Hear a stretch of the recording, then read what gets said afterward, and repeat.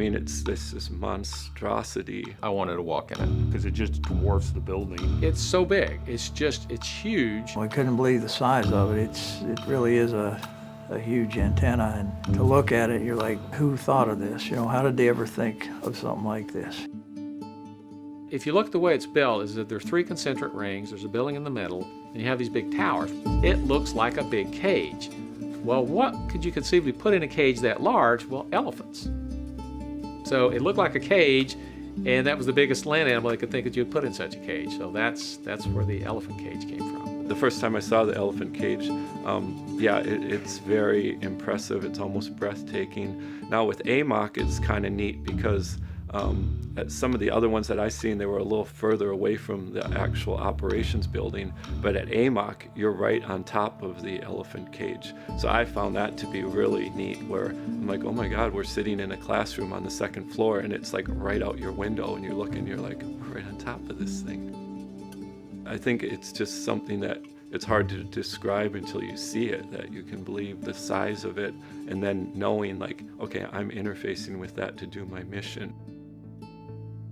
It was an amazing piece of architecture here. It's on over 40 acres, and it's over 120 feet tall. The pylons themselves go underground for about 30 feet, because the FLIR 9 is made primarily out of wood and out of copper, which you would never guess, because when you look at it, it looks like it's metal, but it's not. That's what I found to be quite extraordinary, is that you could create something so amazing with wood and copper. When you're in tech school and you're learning to be Morse hop and stuff, one of the things they talk about is the antennas you use and stuff. So they talk about, if you go to one of the sites with the FLIR 9, it's the best antenna in the world. The FLIR 9 was our meat and potatoes. It was our sole collection source here in Alaska. So the use of the FLIR 9, it was part of a worldwide network of HF collection systems. It's multiple rings of antennas, really. It's more than just one antenna. So it's designed to collect HF signals and create lines of bearing. It's based on a German design from 1930s. The FLIR 9 antenna can actually track its lineage back to CDAA, which is what it is. The CDAA was developed during World War II by a team of German scientists led by Dr. Hans Rindfleisch. The doctor led this team to develop this effort for direction finding for the Nazis in the war. These systems were actually also known under a project named Wollenweber. Wollenweber was actually the perfect cover name because it has absolutely nothing to do with the antenna itself. Germans would deploy this system once they developed it. Operationally, their first deployment would be in occupied Denmark. As the US and the Allies proceeded through Europe and began to take back occupied Europe, the Nazis would destroy these systems. In Denmark, they obviously did not destroy completely one of the systems. And ultimately, when the British sent a lieutenant over after the war to scour Europe looking for parts on these systems, because they have an interest in what was this system about, what did it do, they wanted to exploit that and replicate it. This lieutenant goes to Denmark, and in Denmark he happens to find a goniometer.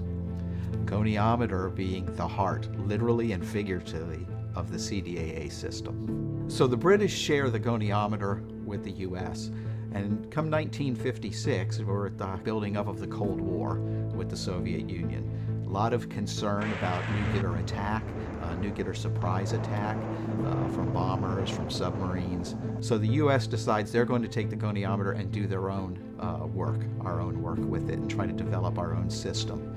The Naval Research Lab is given the goniometer and given the task of developing an operational system that can be put worldwide.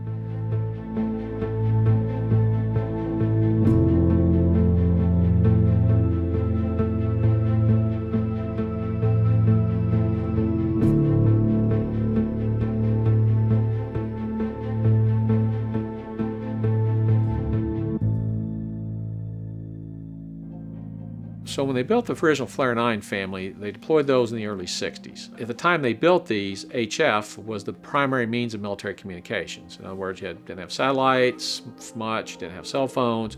So that was the main mode of communications. So when they built the antennas, you want to be able to hear the signals from very distant locations, but you want to accurately DF, do direction finding. And the bigger the antenna gets, the more accurate you can get a fix on the target and determine where it's transmitting from. HF is very unique as far as the way it propagates. So the targets are sending their signals up into the ionosphere and they're refracting back. So we would use the Flare 9 to try to capture those signals going up or coming back down. And we've had success in some of the collection that we did all over the world, literally hearing targets from thousands and thousands of miles away. We could hear stuff all the way to South America, Africa, Europe, Asia, all over the place. The Flare 9 up at AMOC was primarily, of course, used during the Cold War to try to track a lot of those targets. Back in, the Cold War, you wanted to show your presence, and show Russia that face. So the Russians know that the antenna's here. And the Russians actually have a couple, what they call CDAA, which is a circular disposed antenna array, right?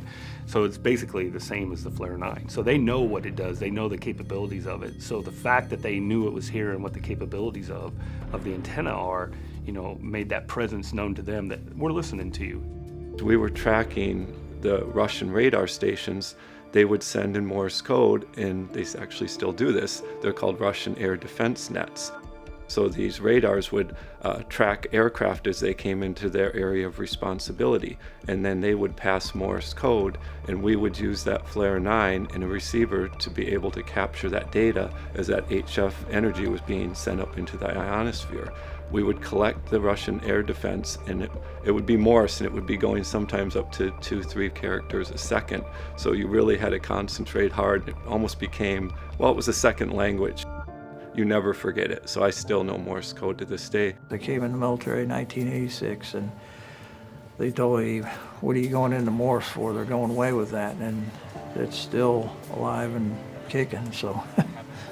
Who uses Morse code? That's like 100 years ago. No one uses that anymore, but I quickly found out it's going to be around for a long time.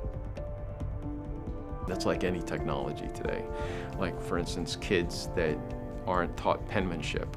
Okay, well, what do their signatures look like? It's sort of like the same thing. We've got to maintain that historical perspective, because if we don't and they resort back to it, we're going to be lost. That's why we still have Morse operators that sit in this building. The criticality of the HF Morse code mission and how we're transitioning that to our civilian workforce. We have a number of military personnel, and that's been a military skill for years. Since we are the only U.S. location still doing Morse code, the military has decided that it's not worth maintaining that skill. So we've been in the process of civilianizing that with Air Force civilians, and we've allocated a number of billets to transition that. The challenge is Morse code. We will end up being the sole trainers and proprietors of HF Morse code. Again, the criticality of that aspect of it is they still use it, so we still have to maintain a capability and become self-sufficient in both the training and operational use of it.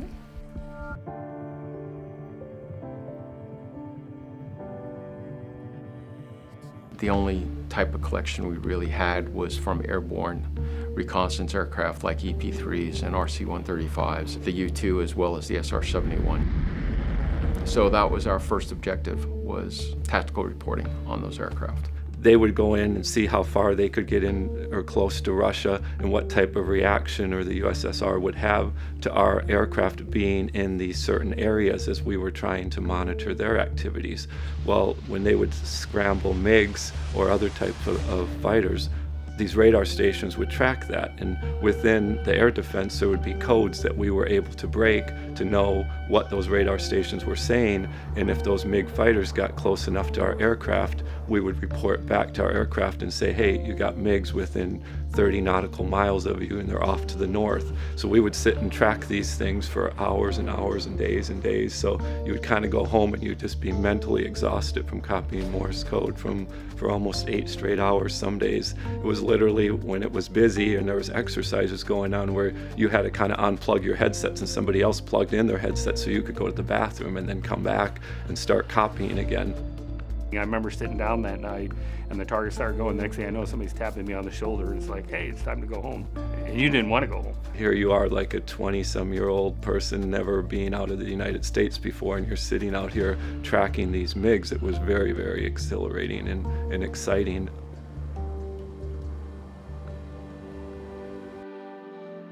So I think that Flare 9 really was our baseline to really gave us an opportunity to learn about our targets and understand our targets, which led to engineers being able to build us this technology and maybe even taking some of the lessons that we learned from years ago off of the Flare 9 and incorporate that into new technology or be able to make antennas that are smaller.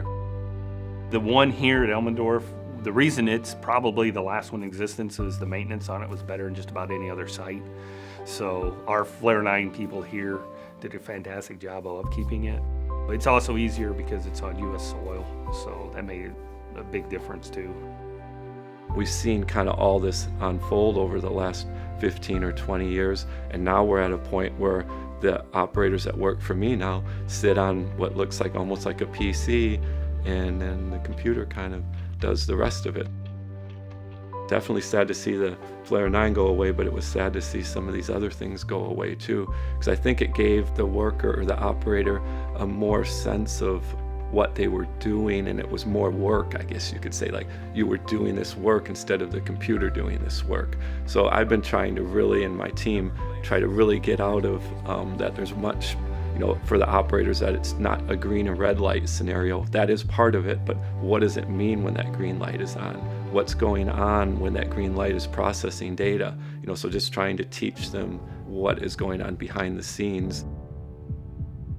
I guess I'd just like people to understand it always hasn't been like this. Thousands of people have put their heart and soul into getting where we are today. And we've learned so much from this Flare 9 antenna. So I'd like to keep mentioning it to people as long as I'm around, that even though we may not use it today, it has extreme benefits. We wouldn't be doing what we are today without having been given the opportunity to use the Flare 9.